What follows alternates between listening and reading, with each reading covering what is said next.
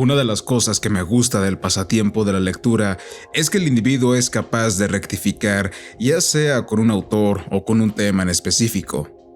El proceso puede realizarse a través de una relectura del mismo libro o por medio de otra obra del mismo autor o corriente, y cuando uno termina y logra ampliar su criterio y ver ese algo que antes no podía, la sensación de satisfacción es muy similar a la paz más sublime, pues es como si la cabeza quedase fresca, limpia y libre de toda estupidez. Esto pasa en todos los niveles, estilos y subgéneros, y por obvias razones que el terror no podía quedar exento. No mentiré que luego de experimentar este sentimiento de eureka con un escritor al que le había tomado cierta tirria, he llegado a la conclusión de que todavía me falta mucho para alcanzar el nivel que deseo, y creo que incluso cualquier ente humano no se libra de esto. Sin embargo, y aunque no quisiera criticar a nadie, sabemos de buena fuente que muchas personas inmersas en este medio se vuelven engreídas, soberbias y unos sabelotodos, incapaces de voltear hacia atrás para ver a su yo más inmaduro intelectualmente y decir con humildad: me equivoqué. Yo no tengo miedo de decir que me equivoqué con Robert Bloch y que ahora me gustan algunas de sus narraciones. El redescubrimiento de Bloch jamás hubiera sido posible si no hubiese vencido mi testarudez, al mismo tiempo de plantearme el reto de terminar de leer toda la colección gótica, cosa que no he podido hacer desde hace 8 años que compré mi primer número. Imaginen esta escena. Un día me levanto del sillón para proseguir con mi objetivo y voy a este librero para escoger el siguiente libro.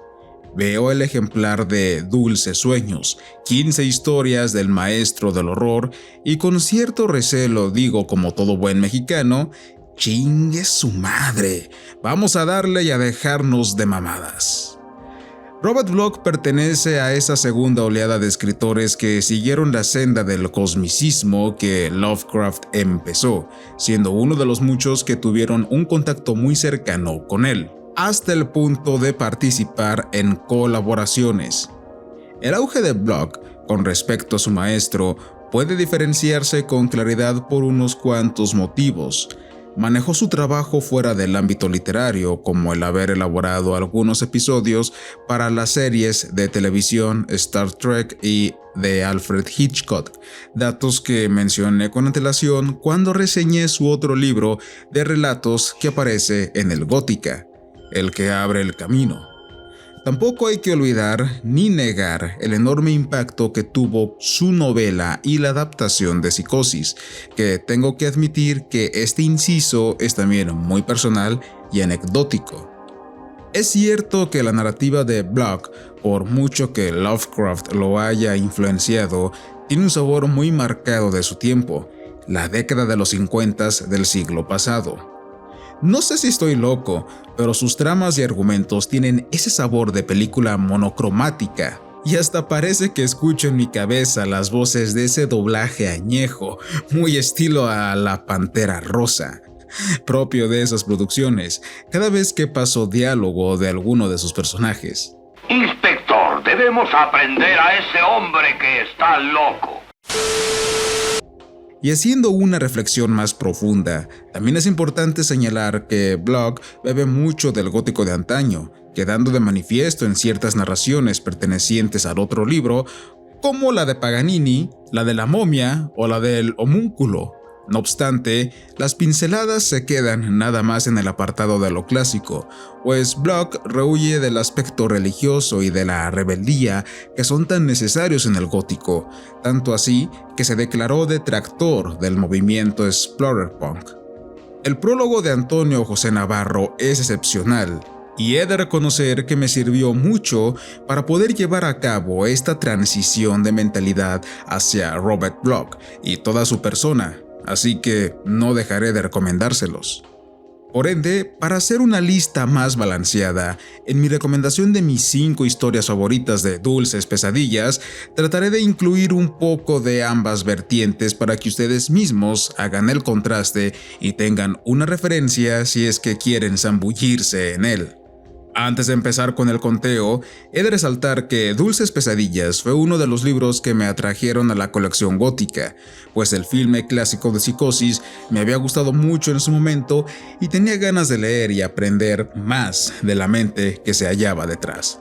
Mi velo fue descorrido, como no podría ser de otra forma, con la primera narración, un patrón que a veces suele repetirse mucho en este tipo de cuentarios.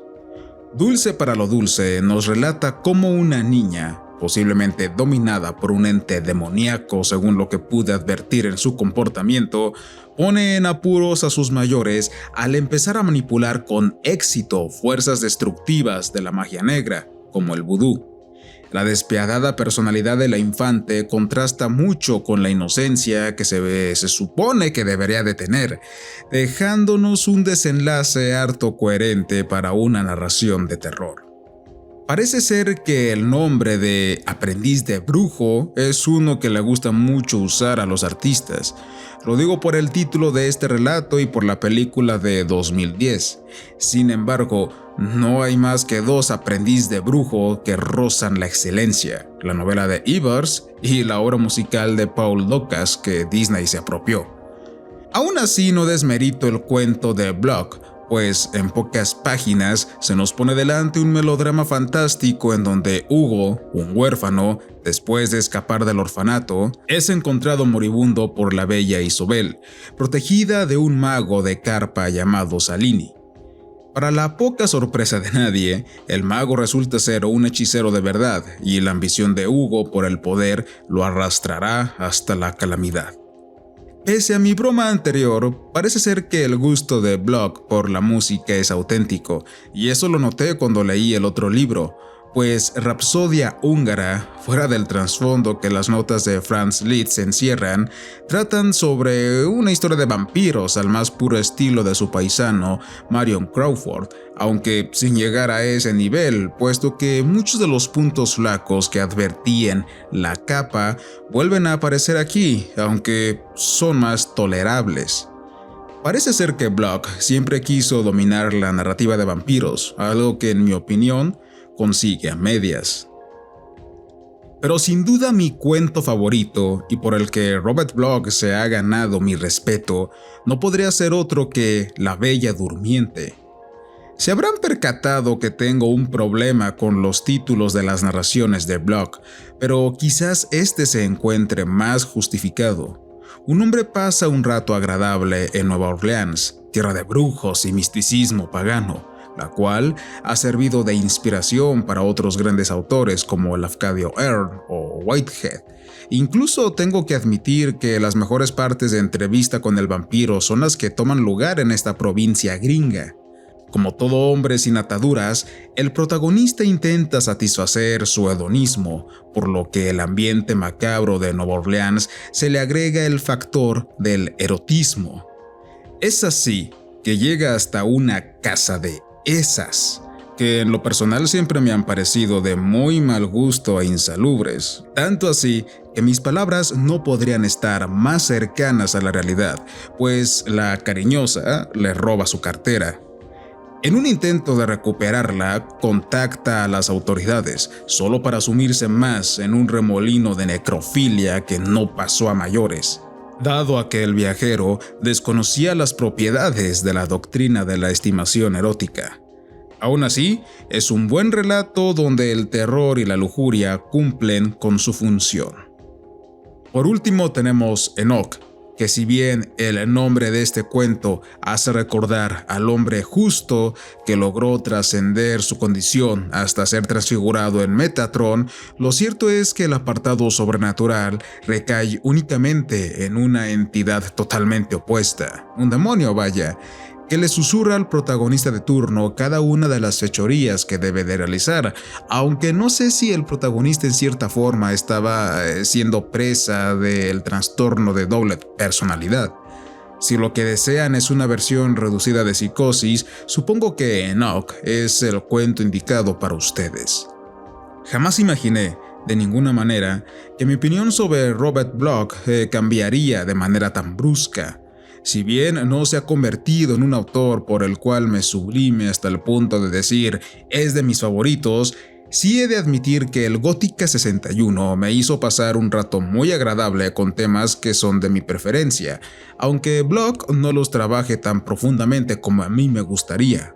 Lo recomiendo a todos ellos que busquen un anclaje entre el terror contemporáneo y el clásico.